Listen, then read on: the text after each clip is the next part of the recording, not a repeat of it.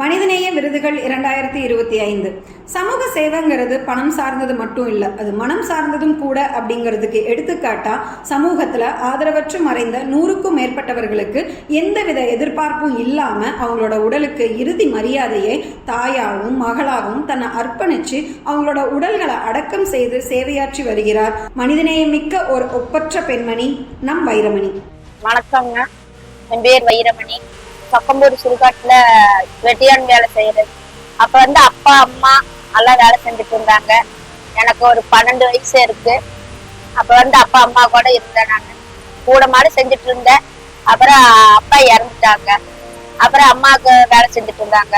அம்மா வேலை செய்யும் போது அம்மாவுக்கு ஒரு துணையா நான் கூட இருந்துட்டு வேலை செஞ்சுட்டு இருந்தேன். அம்மா இருக்கும்போது என்னன்னா சொந்த பந்தமெல்லாம் எங்க அம்மாவை எதுவுமே இது பண்ணிக்க மாட்டாங்க. ஏன்னா வேலை சுடுகாட்டுல வேலை செய்யறான் அப்படின்னு ஒரு இதா இருந்தாங்க.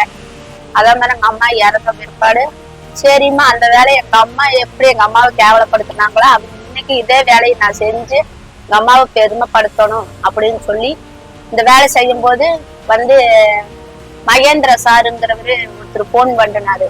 இந்த மாதிரி நான் ஹோம்ல இருந்து பேசுறேம்மா அனாதிபத்தில் அம்மா, இந்த மாதிரி நான் ஒரு இடத்துக்கு வந்திருந்தேன், மழையா பெய்யுதுமா, பாடி புதைக்கிறதுக்கும் எல்லாம் தண்ணிகள் அடிச்சுட்டு படுத்திருக்கிறாங்கம்மா அப்படின்னு. கையில சுத்தமா காசு இல்லம்மா அப்படின்னு. பரவாயில்ல சார், நீங்க கொண்டுட்டு வாங்க, நான் அடக்கம் பண்ணி தரேன் அப்படின்னு சொல்லி குழி வெட்டி அடக்கம் பண்ணி ஒரு ஊர்ல இருந்து எப்படி செய்வாங்களோ அதெல்லாமே நாங்களே சடங்கா பண்ணி இது பண்ணுனேன். என் பொண்ணுங்களும் பிறந்தது பூராமே சுடுகாட்டுக்குள்ளதான். கை குழந்தையிலே கொண்டு போய் தொட்டல் போட்டு அங்கேயே வேலை செஞ்சு குழி வெட்டி என் பிள்ளைங்க அழுதாலும் தொட்டல் ஆட்டிட்டு அங்கேயே குழி வெட்டி அந்த குழந்தைகளும் அங்க வாழ்ந்தவங்க தான் 3 பேரும்.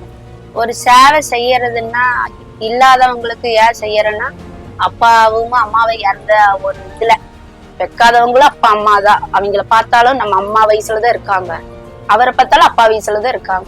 அதனால எங்க அப்பாவும் அம்மாவும் இது அடக்கம் பண்ற மாதிரி நினைச்சு இல்லாதவங்களுக்கு நான் உதவி செஞ்சுட்டு இருக்கிறேன். இதுகிட்ட காசு வாங்கணும் அதெல்லாம் இல்லை, எனக்கு இல்லாதவங்களுக்கு நான் உதவி எப்பவுமே செய்வேன். ஒரு பொம்பளையா இருந்துட்டு என்னம்மா இந்த வேலை பார்த்துட்டு இருக்கிறீங்கன்னு கேக்குறாங்க. இந்த வேலையில என்னங்க கேவலமா இருக்குது, நாம நம்ம தொழில் தானே செய்ய போற, பரவாயில்லமா பொத்தையா நின்று பரவாயில்ல 3 பசங்களை வச்சு நீ வேலை செய்யற இந்த அளவுக்கு என்ற சேவை நான் கடைசி வரைக்கும் எல்லா மக்களுக்கும் செய்யணும்னு ஆசைப்படுறேன். நன்றி. இத்தகைய மகத்தான சேவையாற்றி வரும் திருமதி வைரமணி அவர்களுக்கு மகாத்மா காந்தி மனிதநேய விருது வழங்குவதில் நாம் பெருமை கொள்கிறோம்.